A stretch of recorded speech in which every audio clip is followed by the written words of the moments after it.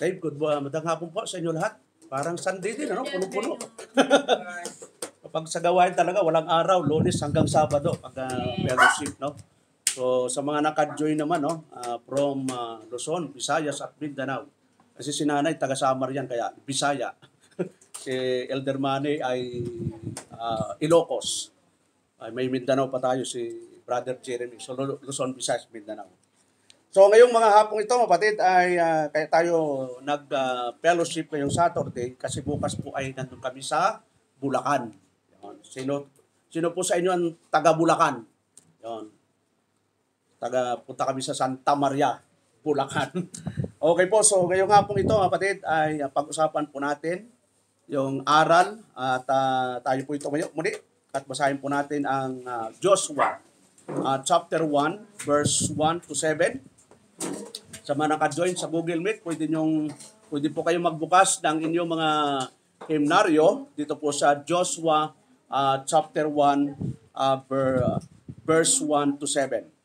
Now after the death of Moses, the servant of the Lord, it came to pass that the Lord spake unto Joshua, the son of Nun, Moses' minister, saying, Moses, my servant, is dead. Now, therefore, arise, go over this Jordan, thou and all these people, unto the land which I do give to them, even to the children of Israel. So, verse 3, and every place that the sole of your foot shall tread upon, that have I given unto you, as I said unto Moses. In verse 4, from the wilderness and this Lebanon, even unto the great river, the river Euphrates, all the land of the Hittites, and unto the great sea, toward the going down the sun, shall be your cause. Verse 5, there shall not any man be able to stand before thee all the days of thy life, as I was with Moses, so I will be thee, I will not fail thee, nor forsake thee. Verse 6, be strong, and of a good courage, for unto this people shalt thou divide for an inheritance the land which I swear unto their fathers to give them.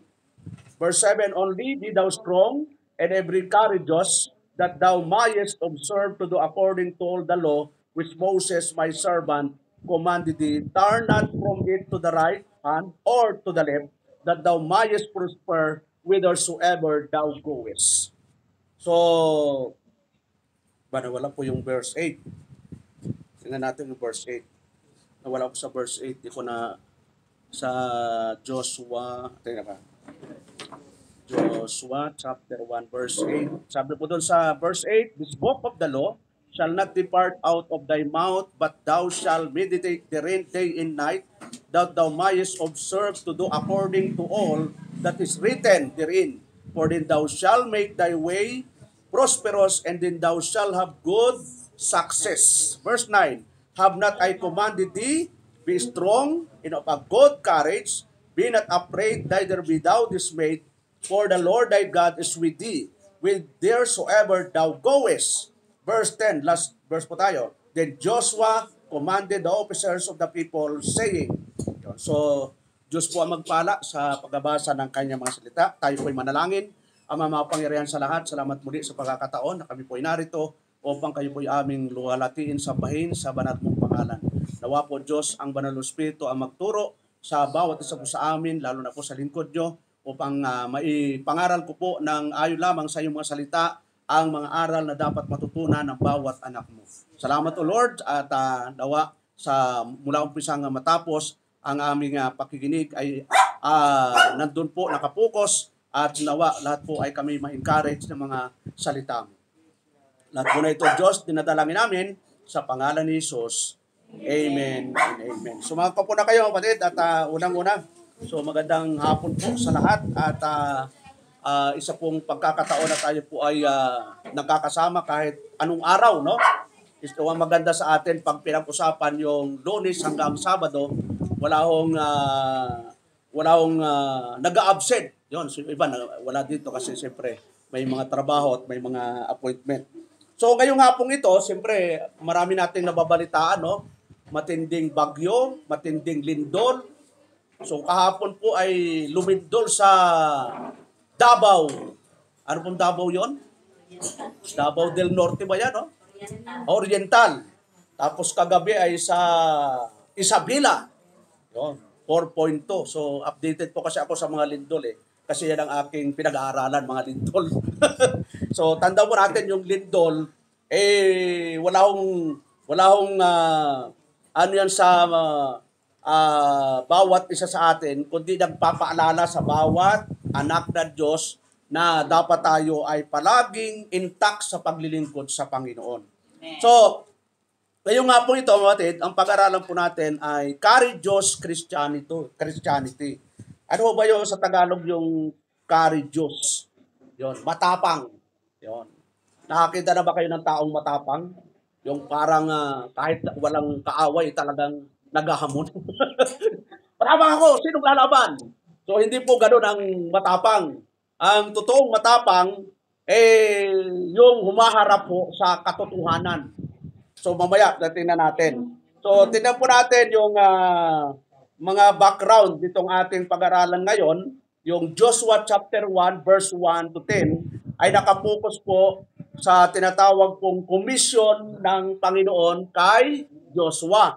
Bakit ho komisyon? Nawala na po si Moises namatay na po. Kaya yung ating makapangyarihang Diyos ay nililid po si Joshua ayon sa tinatawag na mga promises ng Diyos. Siyempre, mahirap po yung susuunging obligasyon ni Joshua na yung leader niya nawala, siya ang papalit.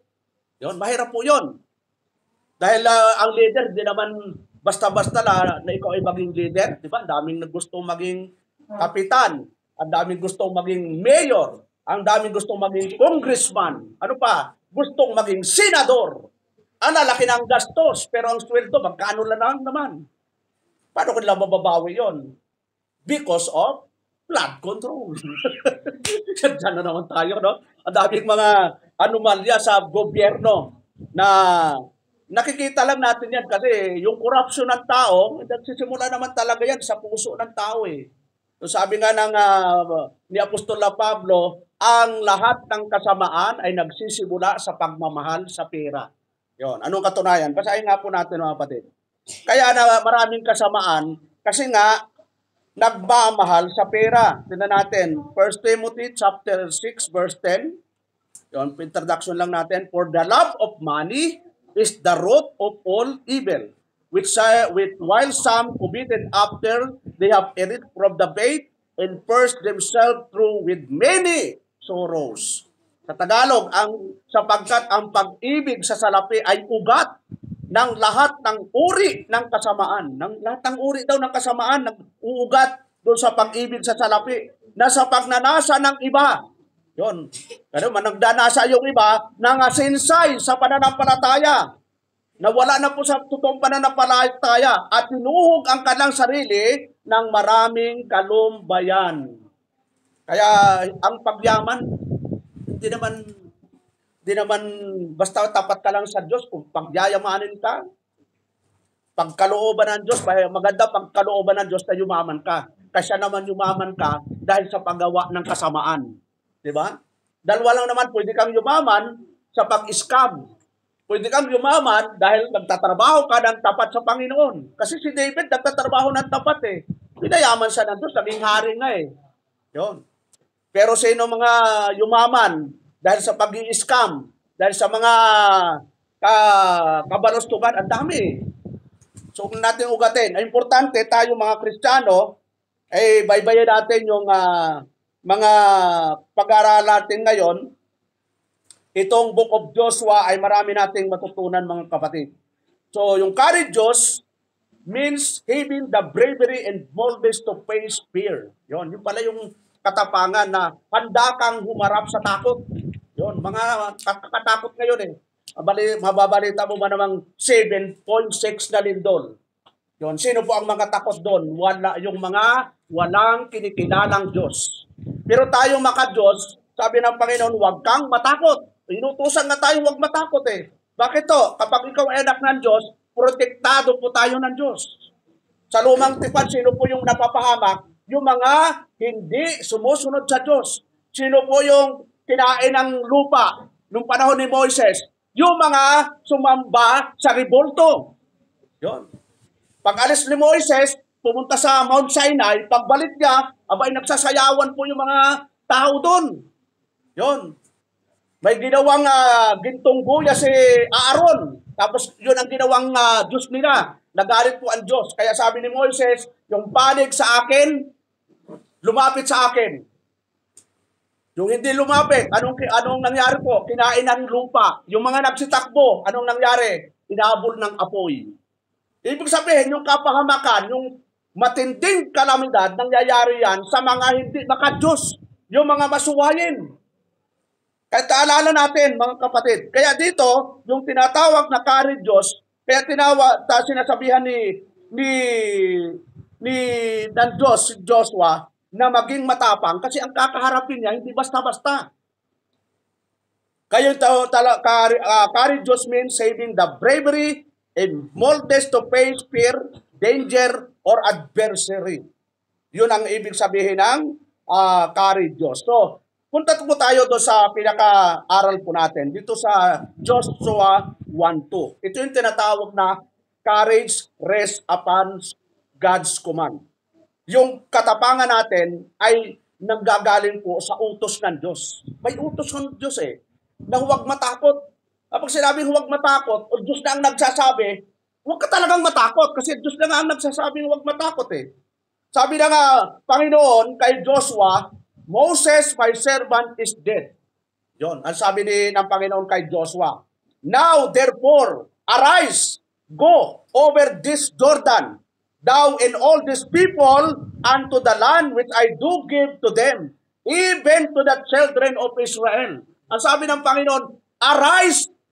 Ano pang kasunod? Arise. Ano pa? Ganun? Sino pa ang sinabihan ng arise and go? O baalala niyo sa Bible na watay? Arise and go. Si Jonah. Yun. Si Jonah, titignan natin, Jonah chapter 1, tingnan natin. Sinabihan din po ng Diyos si Jonah na bumangon ka. At sabi ng Panginoon, now the word of the Lord came unto Jonah, the son of Amittai, saying, arise, go to Nineveh. Yun. Bumangon ka. Anong bumangon? Sino bumangon na maaga ngayong katagali? Bumangon ka at dumalo ka sa fellowship. Ito sabi ng Panginoon, arise, go to Nineveh. So, parehas po na sinasabihan na bumangon ka at pumunta ka. So, kung titignan natin mga kapatid, sabi ng talata, arise, go over this Jordan.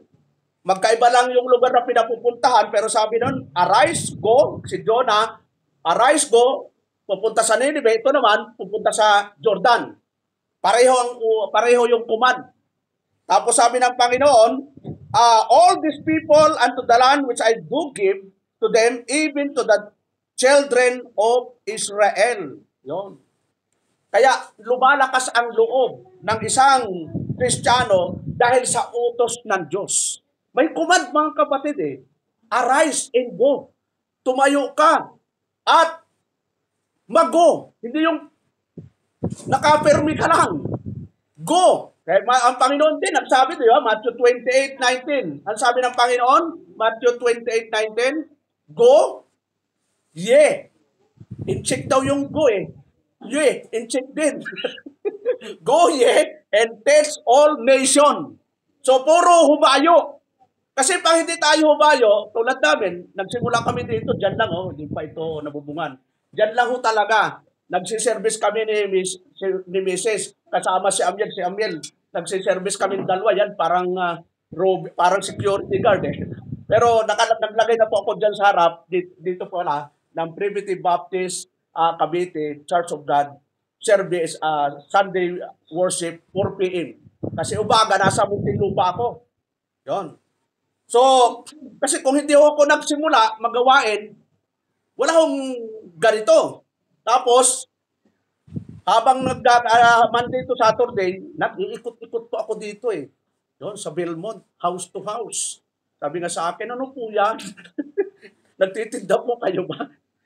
Tapos nadaanan namin si Nanay Lita, Nanay Lourdes. So, sabi ni Nanay Lourdes, talagang sabi ko, tapang ni Nanay Lourdes. Sabi niya, pastor ka? Sabi ko, sa biyaya ng Diyos. Sabi niya, may Nanay Lourdes, may tanong ako pag nasabot mo. Diyan ako magsisimba sa'yo. Sabi ko, ang daming tanong. Kasi doon nag-a-attend sila doon kay Nanay Lita sa oneness. Yung kay Buloy, yun ang paniniwala nun. So, ang pag sinabing oneness po, si Kristo, siya na yung Ama, siya na yung Espiritu Santo. Isang persona po sila. Kung yung Ama nasa langit, bumaba siya, naging tao, nung umakyat siya, siya pa rin yun. Walang pagkakaiba. Sa atin yung tinatawag na Trinity o yung One God, Father, Son, and the Holy Ghost, magkaiba hong persona yon. Yung Father, iba ho sa Son. Iba ho yung Son sa Holy Spirit. Kaya nga sabi ng Panginoon, Ama ko. Bakit mo ako pinabayaan? Kung siya na yung Ama, ay bakit tumawag pa siya yung Ama? Pwede naman siya, alam mo, Ama ako, hindi eh. Ang tao sabi niya, Ama ko, may tinatawag siya eh.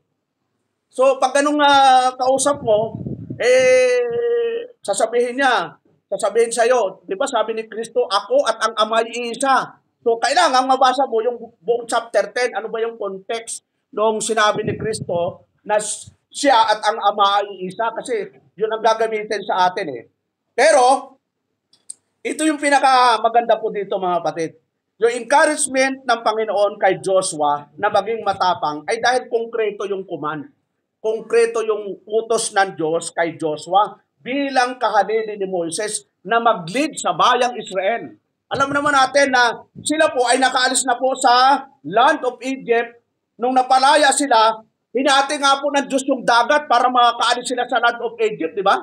At naging alipin po sila sa land of Egypt almost for 130 years. Gano'ng katagal naging alipin sila?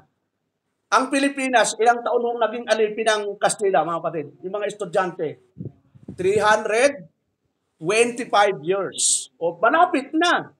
Kaya, tingnan nyo, ano sa Tagalog ang upuan? Yung talagang Tagalog. Salumpuwit. Yun. Sasaluhin mo yung puwit. Halimbawa ito, ano ang sa Tagalog ito? Labisa, pero yung labisa, salitang Kastila po yun. Sa English, the table, lamisa. Ano pa ang mga Kastila salita? Esposa. Ano sa Tagalog ang esposa? Asawa, babae. Pag lalaki, esposo. Pag guwapito. Anong Tagalog ang guwapito? Guwapo ako. Guwapa. Muy guwapa. Oh, mga Spanish po yan. Dami nating salita na salitang Kastila po. 325 years tayo naging na-colonize ng Kastila. Pati ugali natin, pati pagmumura natin, namana po natin sa Kastila. Dahil ang original na Pilipino, mahinhin, hindi nagmumura, may respeto. Yan ho ang original na Pilipino. Kita mo yung mga original na Maria Clara. Sino nakaraso na nakakita ng Maria Clara na dalaga? Uso pa ba ang Maria Clara ngayon? Na pag naglakad ay napakahinhin? Na kapag ang suot niya ay talagang Maria Clara talaga. Manood kayo ng Jose Rizal. Yun, makita po yun. So ano ng mga kapatid? 430 years, 325 years, yung mga tao na naging alipin ng Egypt, pati ugali nila, na-adapt nila yung ugali ng Ehipto. Nung napalaya sila, dahil dumaan sila sa Red Sea, hinati ng Diyos sa magitan ng Moises yung dagat. Paglampas nila doon, nandun na naman ang ugaling Ehipto, mareklamo. Sabi ng mga Israelita, wala ba titong bawang, sibuyas, kamatis, karne? So, ano ang lumitaw? Mga reklamador. Nung nandun sila sa pagkalipin, nag-pray, Lord, dawa mapalaya na kami, maalis kami dito sa pagkalipin. Nung nawala na sa pagkalipin, anong reklamo na naman? Pagkain. Ang tao po hindi naubusan ng reklamo. Pastor, mainit! Noon malamig. Pastor, malamig! Anong gagawin natin? Pastor, nag-aapoy na! Di maintindihan. So, kaya nga po, sinasabi ng Panginoon kay Joshua, yung pagiging courage. At sabi dito, sa verse 5, courage rests upon the assurance of God's presence. Ina-assure po ng Diyos na kapag pinangakuan ka ng Diyos, talagang tapat ang Diyos na talagang tuto pa rin niya. Kung tingnan natin Joshua 1:5, anong sabi doon? There shall not any man be able to stand before thee all the days of thy life. As I was with Moses, so I will be with thee. I will not fail thee, nor forsake thee. Sabi ng Panginoon kay Joshua, walang makatatayong sino mang tao sa harap mo sa lahat ng mga araw na iyong buhay. Kung paano ako'y sumakay, Moises, ay gayon ako sasayo. Hindi kita iiwan, ni pababayaan man kita. May naalala ba kayong verse, mga kapatid, sa New Testament na ganito yung mababasa nyo? Ganito rin. Anong verso? May libreng, ano bang mga pagkain dyan? Yung isang lagayan sa iyo yon pag nasagot mo. Anong talata sa New Testament? Ang kahawig na kahawig nito. O bibigyan ko kayo ng clue. Malapit to sa Revelation. Revelation, Jude, Patras po. Wala po? O hindi ako na lang kakain nun mamaya. Sa Hebrew 13, tinan po natin. Hebrew 13 verse 5. Magkahawig po talaga. Sabi po ng Hebrew chapter 13 verse 5, sabi dito, let your conversation be without covetousness and be content with just thing as you have, for he had said, I will never leave thee nor forsake thee. So magkatulad talaga. Sa lumang tipan, sinabi ng Diyos, hindi kita iiwanan, hindi kita pababayaan. Kanino sinabi? Sa anak ng Diyos, sa lingkod ng Diyos. Tayo ba'y anak ng Diyos, mga kapatid? Lingkod ba tayo ng Diyos? Amen. Para po din sa atin ito. Kapag tapat tayo sa Diyos, hindi tayo iiwanan, hindi tayo pababayaan. So, ano pa? Sabi po dito sa pangatlo, courage rests upon the choice to believe God's promises over our fears. So, pagtako tayo sa mga bagay-bagay na nangyayari, lagi nating alalahanin yung mga promises ng Panginoon. Di ba? Mayroong kanta tayo, standing on the promises of God. Yun.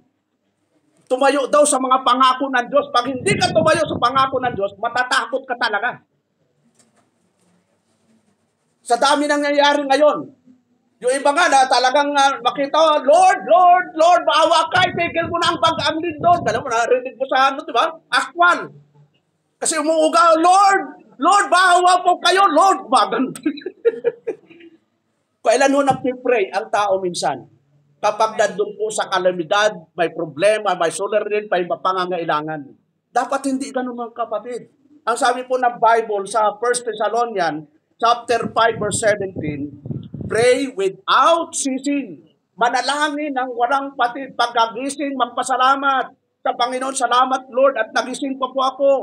Salamat at katabi ko pa yung mister ko. Salamat, Lord, at nandito pa yung mga anak ko. Salamat, Lord, at nakakapag-aral yung mga anak ko. Ang dami natin pwede ipagpasalamat.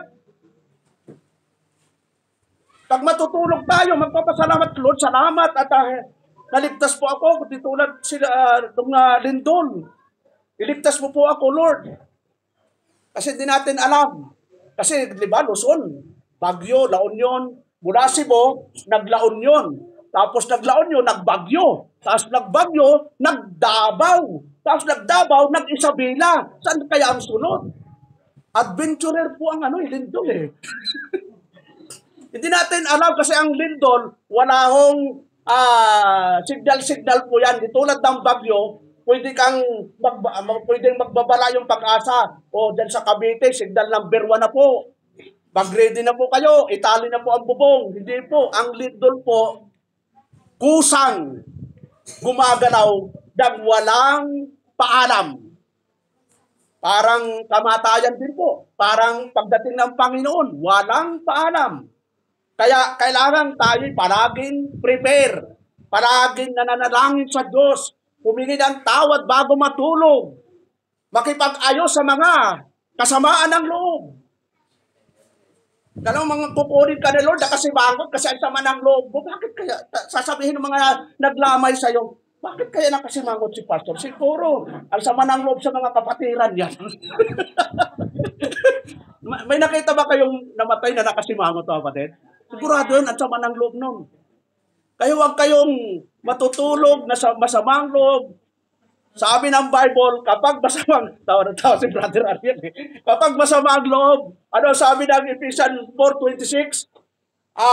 Dagling pawiin ang galit mo, huwag malubugan ng araw ang sama ng loob. Ang tanong, ilang lubog ng araw, masama ba ang loob mo? Kaya kapag nasa salubong kamusta ka, Brad? Pastor, okay lang, Pastor Talaga. Makikita mo talaga sa aura na yung kanyang puso ay hindi maayos. Sabi nga, ang masayang puso ay nakakagamot ng mga karamdaman.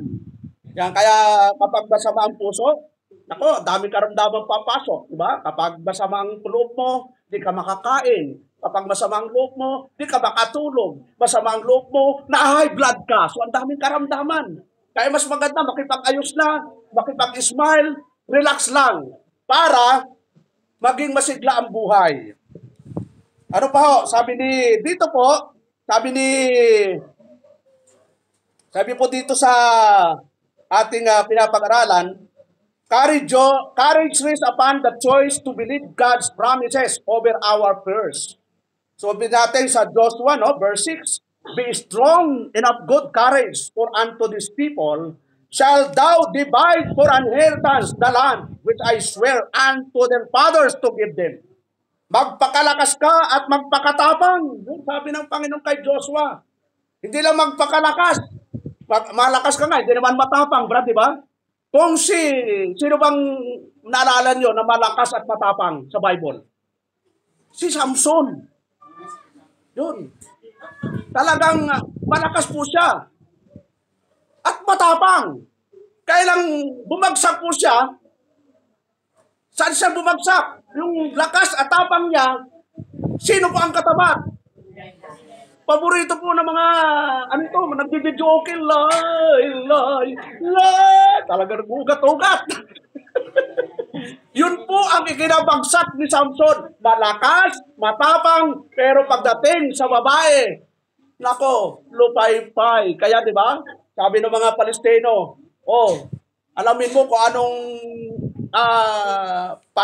ano bang dahilan ba't malakas yung Samson na yon.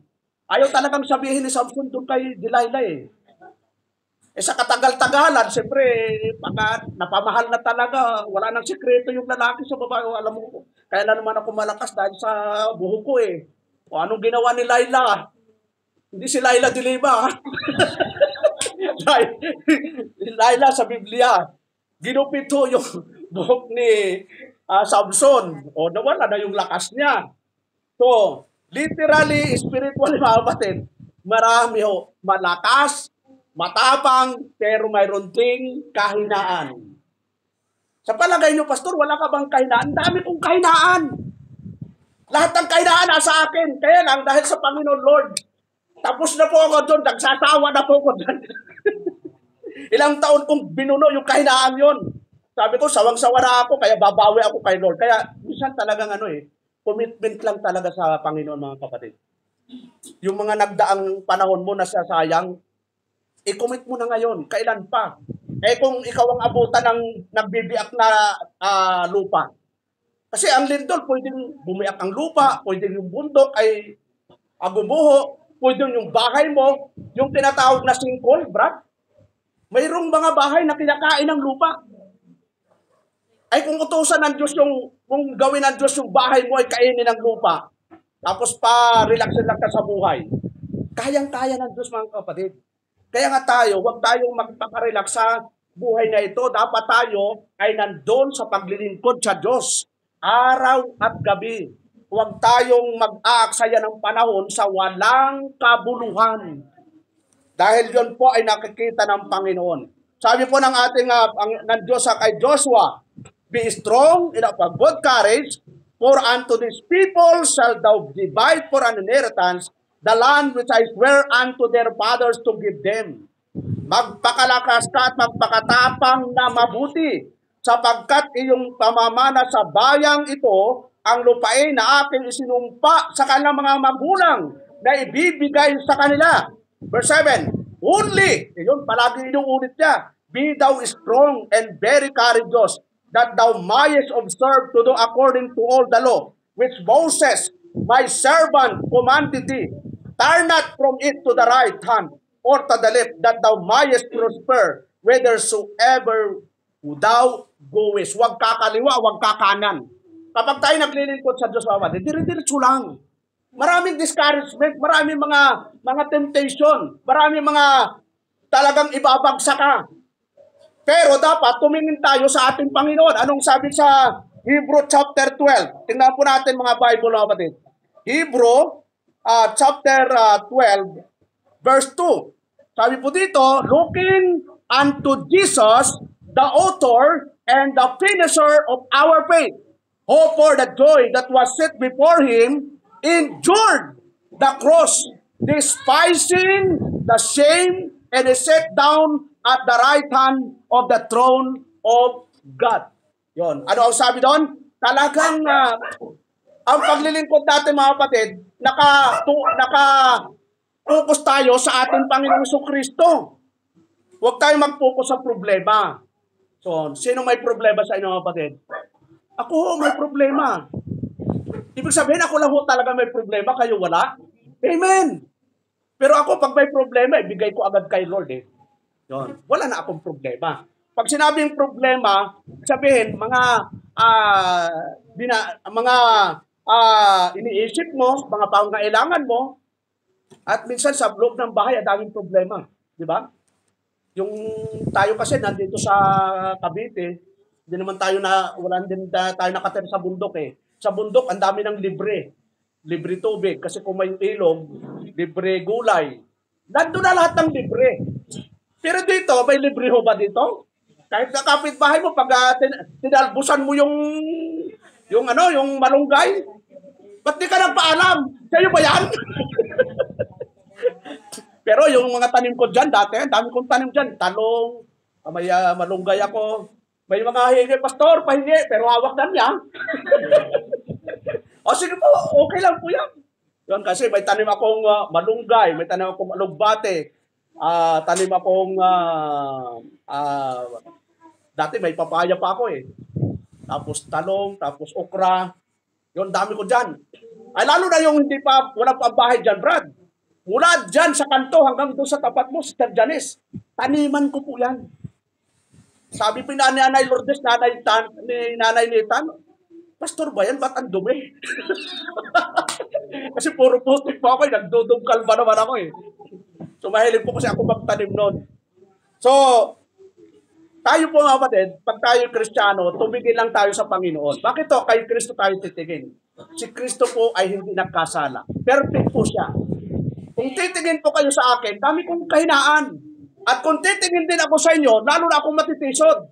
Kaya hindi ko tinitingnan yung mga kahinaan nyo. Kasi lahat tayo may witness. Kung hanapin natin ang perfectong pastor, wala akong perfectong pastor. At wala rin perfectong kapatiran. Lahat tayo ay may kanya-kanyang kahinaan. Kaya wag mong hanapin yung kahinaan yun. Hanapin mo kung ano yung positibo sa kanya. Ang ihahanap natin, alam mo, ang tampalasan ka eh. Ang nakikita mo, tampalasan siya. Ay ikaw, tampalason. Parehas po tayo may weakness. Mag-focus po tayo sa positibong bagay sa asawa natin, sa anak natin, sa magulang natin, sa sino bang kapatiran natin. Mag-focus tayo sa positibong nakikita. Pag nag-focus ka sa negative, pati ikaw nagiging negative eh. Di ba? Pag palagi mo siya, pangit siya. Pero ang ganda naman niya. Pag palagi mo siya, ang narinig mo'y pangit, kahit maganda siya, pangit talaga sa'yo. Kasi palagi mong naririnig. Sabi nga, everything we see and everything we hear, it affects our mind. Kasi yung utak natin, parang computer yan. Kung anong marinig, nakasave. Kung anong makita, nakasave. Yun. Kaya pag nagkita tayo sa mall, alam ko na, nakasave ka na sa utak ko eh. Di ba ikaw si Brother Elmer? Sister, kahit magkita tayo sa Kabanatuan, Sister, ba't dito ka? Kasi nakasave ka na. Oh. Pero, hindi lahat ng nakikita, hindi lahat ng narinig natin ay tama. Kaya mayroong pansala. Dito na po tayo. Dito tayo sa panghuli.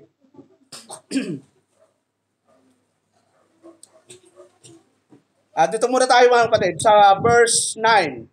Sabi doon, have not I commanded thee, be strong and of good courage, be not afraid. Sabi ng Diyos kay Joshua, neither be thou dismayed, for the Lord thy God is with thee.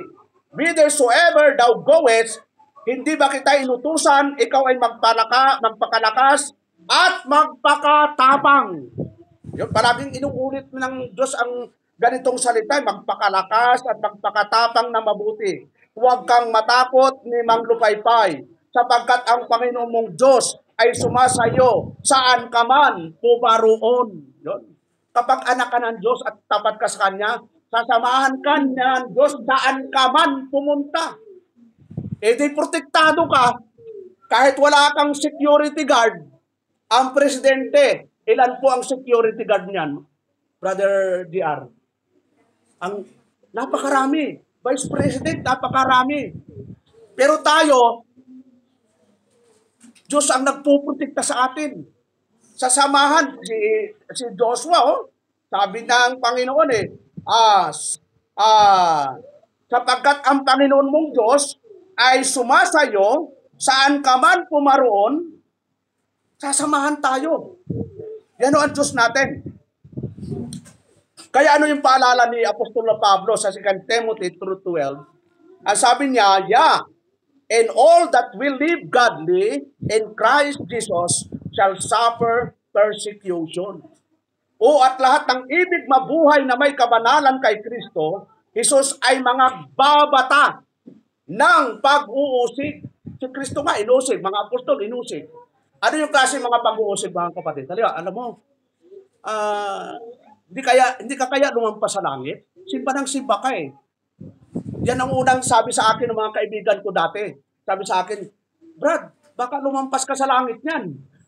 Wala na akong lalampas sa langit. Wala na akong kabila. Talagang yun na po yung final. Yung mga pag-uusig na yun, misman, ang pag-uusig, magsisimula sa bahay. Lalo pag ang kasama mo yung unbeliever, hindi pa Kristiyano, pabasa-basa ka ng Bible, mababaliw ka. Yun. Hindi ho nakakabaliw ang Biblia. Bakit to? Ang salita ng Diyos, nakakapagpatalino. Tingnan natin. Dito po sa Romans, chapter 15, verse 4, kung bakit isinulat ang Biblia, ito noon. Ito po, whatsoever things were written aforetime were written for our learning. Para matuto tayo. That we through patience and comfort of the scriptures might have hope. Sapagkat ang anumang mga bagay na isinulat ng una ay nangasulat dahil sa ikatututo natin. Matututo tayo pag nagbabasa tayo ng Bible, nakikinig tayo. Halimbawa, tanungin ko kayo mga kapatid.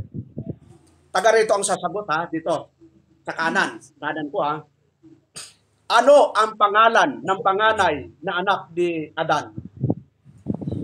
Panganay. Anong pangalan nung anak ni Adan na nagsisimula sa letter C? Cain. Cain. Dito naman. Yon. Sino? Who is the first murderer in the Bible? Cain. Cain pa rin. Diba? Nililito ka lang kayo. Pareho ang sagot lang eh. Matututo tayo sa Biblia mga kapatid kapag nagbabasa tayo. Tanungin ko kayo mga kapatid. Ano ang ibig sabihin ng Jacob? Yun. Pag nagbabasa kayo, nandun ang mga sagot. Yun. Sino ang asawa ni Jacob? Pastor, sino kaya? Yun. So magbasa ho tayo ng Biblia at nandyan po lahat ang sagot. Kung sino ang asawa ni Adan? Oh, yun. Ayos ha. Ang bilis ha. Basta si Adan iba, wala na. Talagang bilis eh. Oh. Pero pag nasa gitna na, sino kaya yung pastor? So, punta po tayo doon sa sunod na bahagi mo natin. Courage rests upon the word of God. Ayun. Joshua 1:8. Yun, ito memory verse natin ito, mga kapatid. Na memory verse natin ito, 2006 pa. O ilang taon na po ito? Magna 19 years. O sino nakasauli? Sige ha. Joshua 1:8. Pastor, parang, huwag mo akong tawagin pastor. Saunuhin nyo ito mga kapatid. Yo, Joshua, o mga young people, na sino nakasaulo? Joshua 1:8. O, third day. Saulo mo? Ay, hindi pa, nalimutan. Ay, asan si Ismo? Brother Ismo, nasan ka? Joshua 1:8. Nalimutan? This book of the law. Yun, sa ano mo yan? Nalimutan na. Sa ulo yung dati. Yung palaging i-memorize, maganda kasi yung verse to eh. Sabi doon, this book of the law shall not depart out of thy mouth, but thou shalt meditate therein day and night, that thou mayest observe to do according to all that is written therein, for then thou shalt make thy way prosperous, and then thou shalt have good success. Yun. Tagalog, ang aklat na ito ng kautusan ay huwag mahiwalay sa iyong bibig, kundi yung pagbubulayan araw at gabi. Ano daw pagbubulayan araw at gabi? Salita ng Diyos. Oh. Sige, magkakasubukan tayo ngayon kung sinong pinagbubulayan nyo araw at gabi. Pagkatulog, sinong iniisip nyo? Sino? Wala. Bago matulog, anong ginagawa nyo? Yun, nagpipray, tama. Yun, magpipray. Pero maganda, bago matulog, sabi doon, magbasa ng salita ng Diyos, magbulay-bulay. Sabi doon, araw at gabi upang iyong masunod, ang gawin ang ayon sa lahat na nakasulat dito. Yun, ano yung prinsipyo doon sa salita ng Diyos? May tatlong prinsipyo, no, na ating makikita doon. Unang prinsipyo, yung tinatawag na proclaiming the word. Makita natin si Jonah, si Isaiah, inutusan ng Diyos na mangaral. Ang mga disciples, sabi ng Panginoon, humayo kayo at mangaral ng mabuting balita. Sa ating panahon din, lalo na sa ating panahon, ang dami nang nangyayari. Kaya patulog-tulog tayo. Ang daming pwedeng pangaralan. Bakit? Gusto ba natin tayo lang ang makaranas ng ganitong pagpapala ng Diyos na nalaman natin ang katotohanan? Dapat mayroon tayong pagmamahal. Kaya is one of the fruit of the Holy Spirit is love.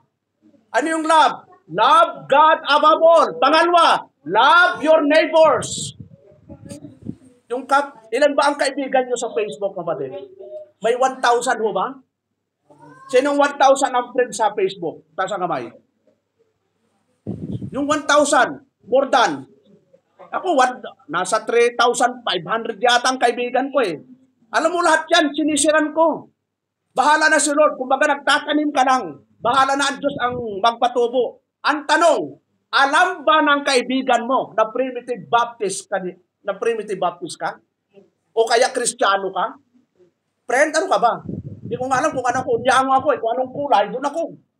Kasi may mga Kristiyano, unyango. Kung anong kulay, di mo laman. Nasaan tayo si pastor? Kung puti, puti siya. Pag itim, itim siya. Yun ang mga unyango. Huwag tayong ganun mga kapatid. Kung puti ka talaga. Huwag pagkaputi ka. Kung anong panindigan mo talaga. Pag sinabi ng Bible na huwag, huwag talaga. Eh, pag sinabi ng bull, huwag. Nandiyan ba si pastor? Wala. Yung huwag. Pag nandiyan lang si pastor. Pero pag wala, okay lang. Parang si pastor tuloy ang Diyos.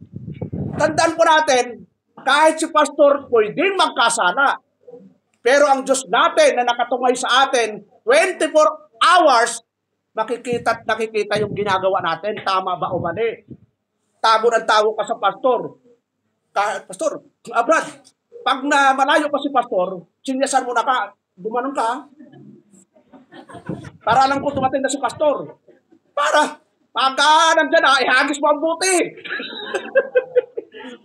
para tuloy si pastor ang Diyos eh. Huwag ho tayo matakot sa pastor dahil tao din yan na ginagamit para magpaalala sa atin. Hindi ho yan Superman. Ginagamit lang ng Diyos na magpaalala sa atin. Kita mo sa Bible, bakit inutusan ng Diyos ang iglesia na ito po yung sinabi ng ating kapatid na Apostol Pablo sa Hebrew chapter 13 verse 7, simulan natin sa 17. Sabi ni Apostol Pablo, obey them that have the rule over you, and submit yourself, for they watch for your soul, as they that must give account, that they may do it with joy, and not with grief, for that is unprofitable for you. Ang sabi sa Tagalog, magsitalima kayo sa namumuno sa inyo, at kayo'y pasakop sa kanila, sapagkat pawang, ano ang ginagawa ng mga pastor? Pawang nangagpupuyat dahil sa inyong mga kaluluwa. Ayun pala, no? Ang trabaho ng pastor, magpuyat, manalangin para sa kaluluwa. Ano pa? Na parang sila ang magsusulit upang ito'y gawin nilang may kagalakan at huwag may hapis, sapagkat sa ganito'y di ninyo mapapakinabangan. Halimbawa, ang pastor, ininis nyo, inaaway nyo, pinagtulungan nyo, sinismis nyo ang pastor, sa palagay nyo, matutuwa ang pastor? Hindi matutuwa, mga kapatid.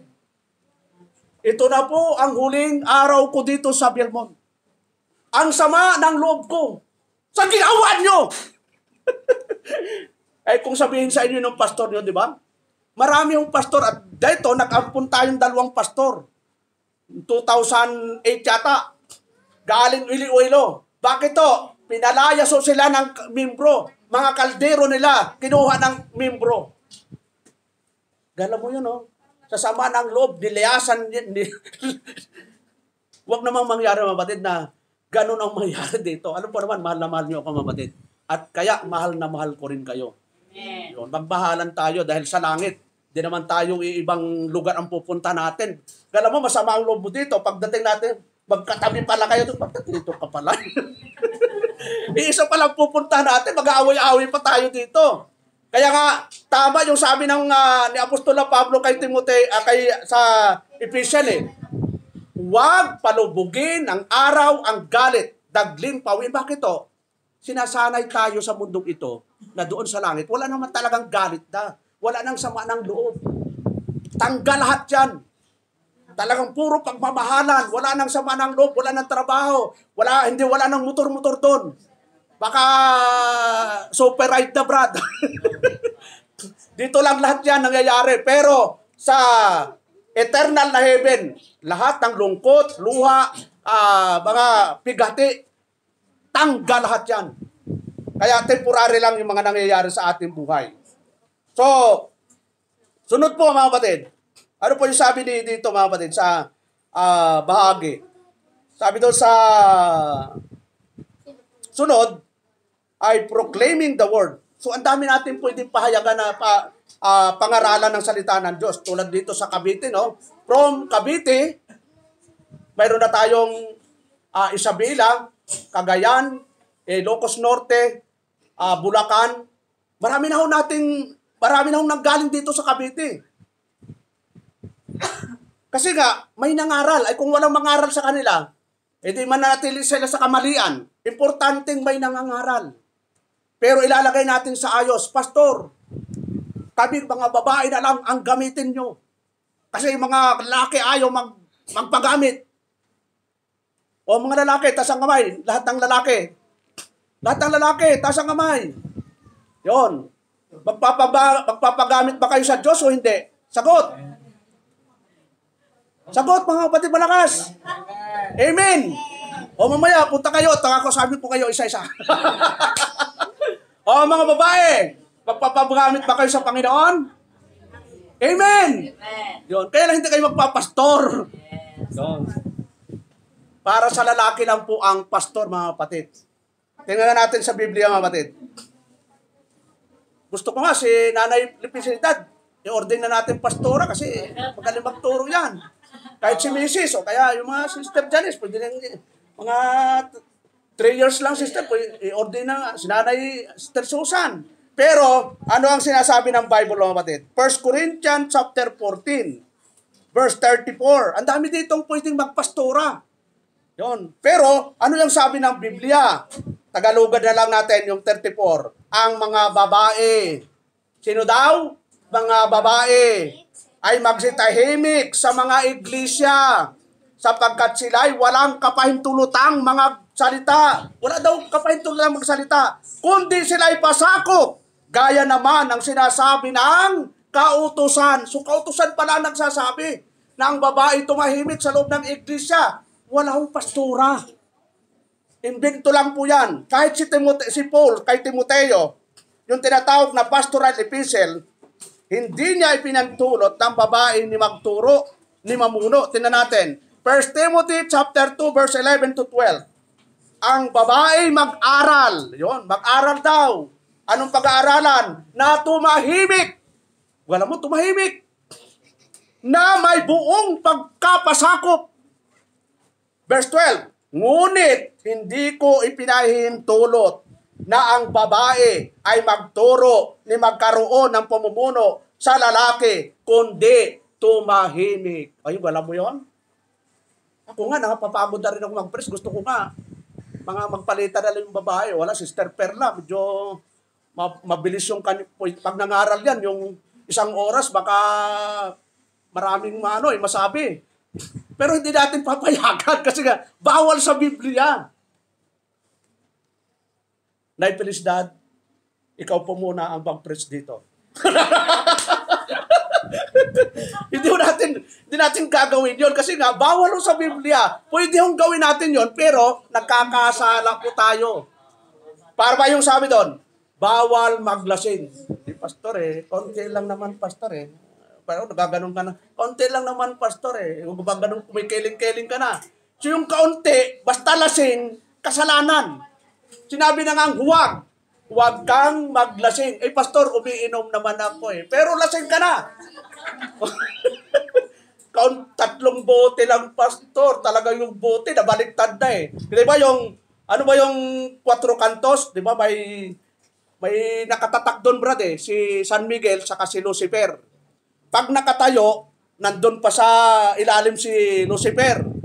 Pag ubos na yung bote, nakatumba na bro, di ba? Nasa ibabaw na si Lucifer. Kasi nga, yung uminom, patay na, bagsak na. So, ako dati kasi ganun yung nakakailang case, ganun talaga Pag uminom, pag wala kang control, lasing talaga ang dulo nun.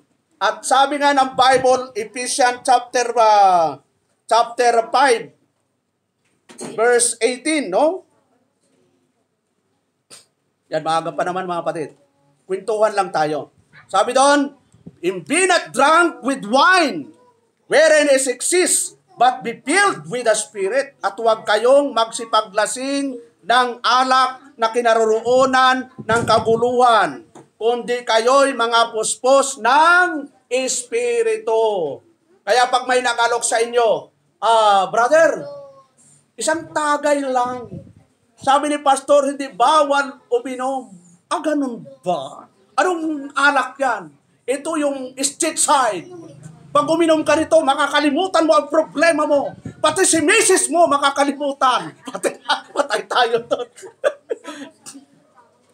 Nasarapan ka sa isang tagay. Okay lang yan. Kung may number 1, may number 2, may number 3, nakaganon ka na, pre, ikaw ba yan, pre? Ganun. Umahapay-hapay. Lasing ka na nun talaga, mga kapatid. Lasing ka na nun kasi gumaganon-ganon ka na Walang lindol, pero lumilindol. Bakit to? Lasing ka na Yun. Alam mo, isa lang ho ang sinasabi ng Diyos na magpakalasing tayo, mapil.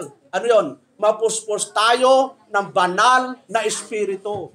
Alam mo, kapag ang tao'y puspos ng banal na espiritu, hindi nag-a-absent yan tuwing Sunday. Yun.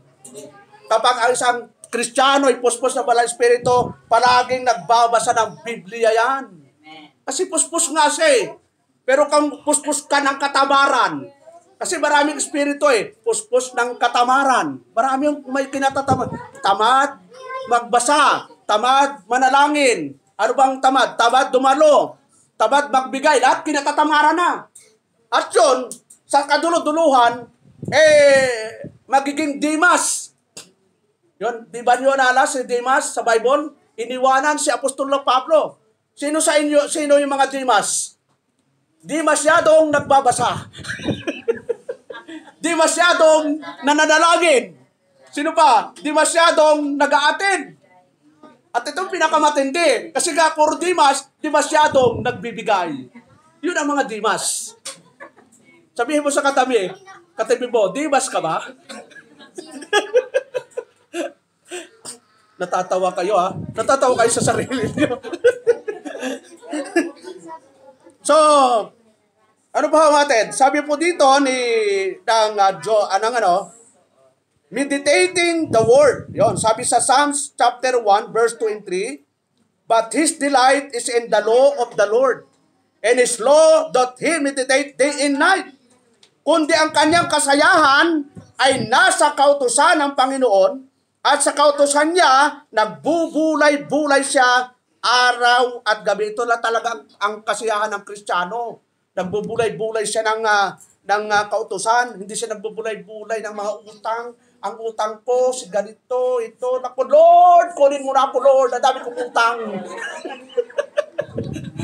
Alam mo, marami yung nagpapakamatay dahil sa... Ang utang hindi masama. Lahat po tayo may utang. Ano ho ba nyo? Na bata't matanda ngayon, may 157,000 na utang. Hindi pa ipinapanganak. Bakit to? Ilan hong trilyon ang utang ng Pilipinas? 17 trilyon. Divide sa population ng Pilipinas. 157,000. Kung ilan ang anak mo, Brother JR, ilan ang anak mo? 5. Times 157, laking puhunan. Akin na 157. Ako, galawan, laki ng utang natin. Kayo ako'y matakot sa utang. Ang importante, nagbabayad. O kaya hindi makabayad, pre. 10 taon ang utang mo, ha? Oo nga eh. Pasensya ka na, ha? Dinadaan mo lang sa patapik, eh. So pala, ikaw ang magpaalala na may utang. Yun. O kaya, pag nalimutan, medyo pitikin mo ng kaunti. Ay, yung lahat ng may utang. Kapag nangutang, parang tupa. Pag siningil, parang leon. Sabi, pero may nababasa ko dyan eh. Pag nangutang, nagmamakaawa. Pag siningil, di na matagpuan. Parang tawa kayo eh, no? Realidad talaga yun, no? So, hindi masamang utang, ha? Kasi lahat naman tayo eh, may utang. Ang importante ay inaalala. So, yung mga nautangan ko, paalala nyo sa akin, baka ibibigta ko na po ito eh. Kasi, para may pambayad. So, sabi doon, sa verse 3, and he shall be like tree planted by the rivers of water. Yon yung mga faithful sa Panginoon. Anong katumbas niya? At siya'y magiging parang punong kahoy na itinanim sa siping ng mga agos ng tubig na nagbubunga sa kanyang kapanahunan, ang kanyang dahon na hindi na malalanta, at anumang kanyang gawin ay giginhawa. Yon. Anuman daw ang gawin, giginhawa. Kaya mag-examine tayo ng sarili ngayon, mga kapatid. Ilang taon na tayo? Ba't parang tigang na tigang ang ating buhay? Baka may problema tayo sa spiritual. Baka naman may nilalabag tayong gusto ng Diyos. Kasi kapag tapat tayo sa Panginoon, ang promise niya sa bayang Israel, tingnan po natin, Deuteronomy chapter 28. Verse 1 and 2, sabi niya, Tagalogin na lang natin, at ang mangyayaring kung iyong ditinggin, masikap ang tinig ng Panginoon mong Diyos upang isagawa ang lahat niyang utos na iaking iniutos sa iyo, sa araw na ito ay itataas ka ng Panginoon mong Diyos sa lahat ng mga bansa sa lupa. Yon. Anong kasunod? In all this blessing, at ang lahat ng pagpapalang ito ay darating sa iyo. Ano daw ang gagawin ng pagpapala? Aatras ba o darating? Darating sa iyo. Sabi ng Panginoon, at aabot sa iyo kung iyong didinggin ang tinig ng Panginoon mong Diyos. Sa King James, ang ginamit po, overtake. Sabihin, hindi ka pa pumupunta sa lugar na yon, naghihintay na yung blessing. Kaya maraming Kristiyano, bigong-bigo sa buhay nila. Bakit to? Kasi nga, hindi ho solusyon ang magkaroon ka ng trabaho. Hindi solusyon magkaroon ka ng negosyo. Ang solusyon, maging tapat tayo sa Diyos, mga kapatid. Di ba sabi ng Panginoon, Matthew 6:33, sige nga, walang tinginan sa Bible. Lato tayo, dapat sa ulo yon. Sige nga, 1, 2, 3. Matthew chapter 6, verse 33. Ano nakalagay? Kayo lang.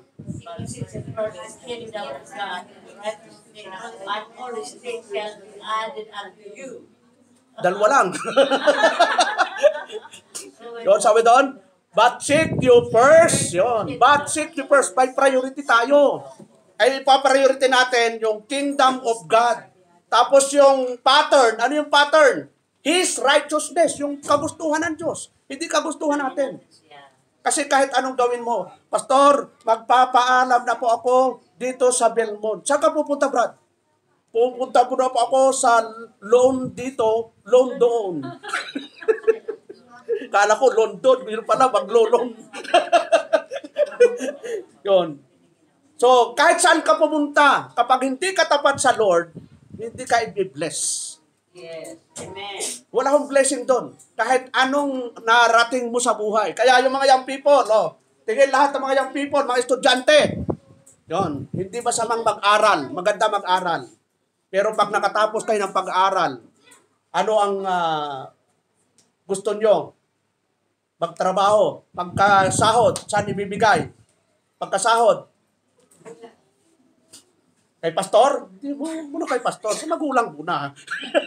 Magsiselos yung So bago mag-asawa, dapat, ang advice ko sa mga dalagat binata, bago mag-asawa, mga 5 taon, mag-remit kayo muna sa magulang. 5 years, yun. Medyo mahaba-haba na yun, no?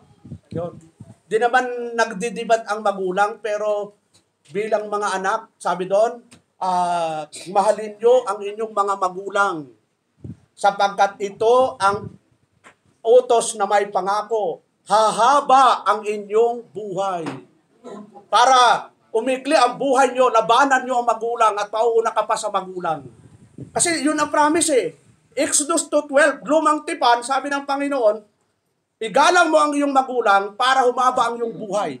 Inulit ni Apostol Pablo, Ephesians chapter 6, verse 1 and 3, sabi ni Apostol Pablo, igalang mo ang iyong ama't ina para humaba ang iyong buhay. Yun. Di ba ang ganda naman kapag may respeto ka sa magulang, alalahan mo lang nung nasa tiyan ka ng nanay mo. Yun, mga anak, tingin dito lahat, mga anak. Di mo ba alam nung nasa tiyan ka palang nanay mo, ingat na ingat yung nanay mo, maglakad? Halos anak, pasensya ka na anak ka, talagang hinihipo-hipo pa eh. Nung lumabas ka naman, talagang yung nanay, tatay mo, talagang sabi doon, di makatulog. Saka aalaga sa'yo. Dahil may lamok. Yun. Nasa kulambo ka, yung magulang mo, nasa labas ng kulambo. Tapos nung nag-aral ka, yung nanay mo, nagigising ng madaling araw para magluto. Nagluto ng baon mo. Anong paboritong baon, mga bata? Itlog. Puro itlog ka. O araw-araw itlog. Yun. O nagluluto, di ba? Baon. O pagdating ng high school, ganun din hanggang college. Pagdating ng sweldo, o pag nagkatrabaho, tagkasweldo, pasensya ka na. Pag hindi mo inubos yung binigay ko na 10,000 per week, di ka na makakaulit. Siguro, ang saya ng daanan. Anak ko, krato talaga, anak. So, kahit may asawa, huwag kakalimutan ang magulang. Di naman sinabi na buong sahod mo. Pero huwag kakalimutan ang magulang. Siyempre, ang pag may asawa, prioridad mo na yung pamilya mo. Kaya yung asawa, lalaki, dapat pag nagsahod talaga, remit sa asawa yan eh. Ako, pag may blessing, wala akong itinitira sa bulsa ko. Kahit nga mga barya, nag-uunahan si Mrs. sa kasi Amiel eh. Nasaan kayo yung barya ko? Si Amiel eh. Yung bag ko kasi, pag may barya, doon ko ilalagay sa bag. Pag hahanap ko ng barya, nasaan yung barya ko? Nang sila pa nag-aagawan dalawa eh. Wala talaga natitira sa akin. Ngayon, pag umalis ako, humingi naman ako ng pamasahe sa kanya. Magkano ang pamasahe ko? Ganito. Medyo kakain pa ako ng hopya, mga 15 pesos. Babaon na ako ng tubig. So, pag-uusapan yung mag-asawa. Kasi, nung sinabi ng Diyos na sa mag-asawa na kayo iisa na, ibig sabihin ng iisa, pati financial, iisa kayo. Kaya walang lihiman talaga sa mag-asawa. Kaya nag-aaway, naranasan ko yan sa mga ibang mga kapatiran, kahit yung mga nasa abroad. Pastor, yung asawa ko, nalaman ko, mga taga-Bisaya pa yun. May iba na siya. Sabi ko, paano nalaman? Sabi ng kapitbahay ko. Wala talagang lihim na hindi nabubunyag eh. Kaya walang lihiman. Kami ni Mrs. kahit kaunting bagay, kahit napakalit, sinasabi ko sa kanya. Sabi ko sa kanya, huwag kang maglilihim. Yun. Kahit yung mga binibili niya sa Shopee, Lazada, huwag mong ililihim sa akin.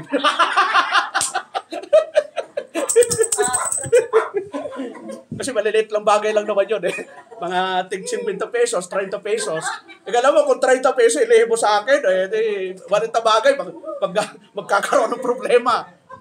So, dapat ay, ang sabi doon, ang pagsasabi ng tapat ay pagsasama ng maluwat. Maliit malaki, huwag kayo magliliman. Ako, nagpapadala ko sa kapatid ko sa amin. 2 kapatid ko, ang pinapadala ko kahit minsan 100 lang. Tuwan-tuwa yung kapatid ko. Sabi ko, Mrs., magpapadala ko sa kapatid ko 100. Dagdagan mo naman, ang liit. So siya pa ang nag-uudyok sa akin na laki-lakihan, at least sa kanya nang galing. Kasi kung laki-lakihan ko, at talaman niya, at ayaw niya, edi magkakagulo kami. At least nililitan ko muna. Ito, 100 muna. Sinabi ko sa laki-lakihan muna, 100 lang naman.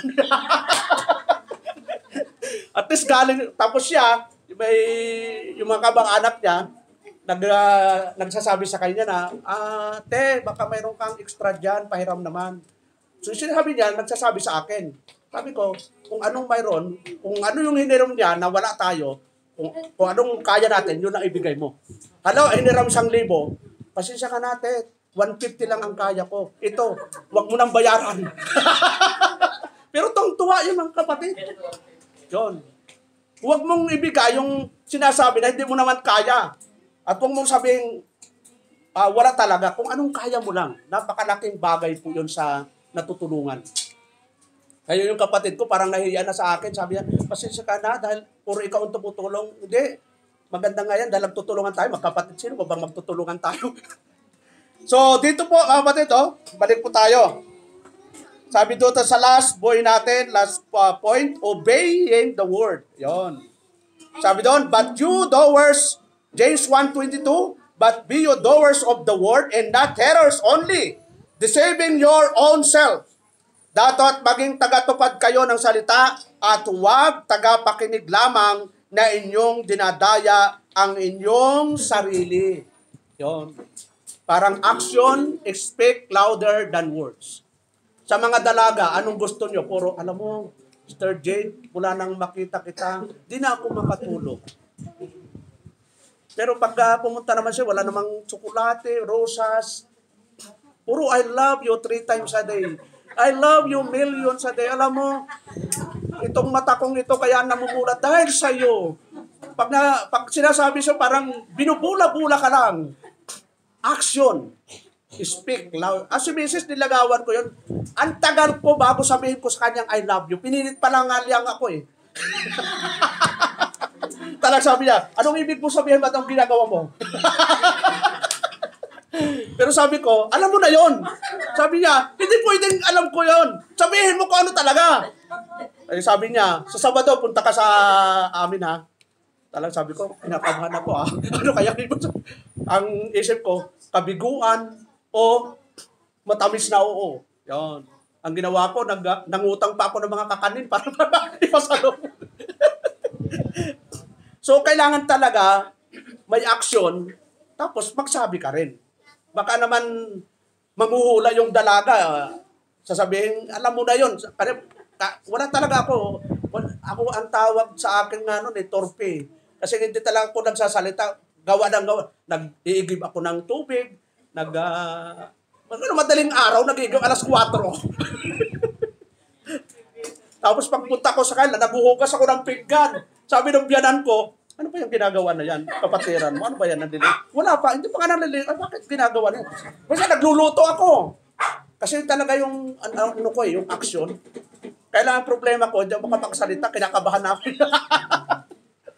Kaya nung na-corner, sinabi ko na, talagang lakas ng loob. Gusto ko nga uminom sana ng pundador para lumakas ang loob.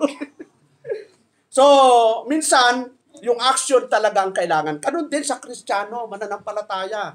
Hindi pwedeng alam mo, Pastor, Kristiyano ako, mananampalataya. Nasaan ang bunga? Nasaan yung patibayan na Kristiyano? Ang sabi dito, dapat maging tagapagtupad kayo ng salita at huwag tagapakinig lamang sa inyong dinadaya inyong sarili. So, kung close natin, mga kapatid, sabi ng Isaiah 41:10, "Fear thou not, for I am with thee. Be not dismayed, for I am thy God. I will strengthen thee. I will help thee. I will uphold thee with the right hand of my righteousness.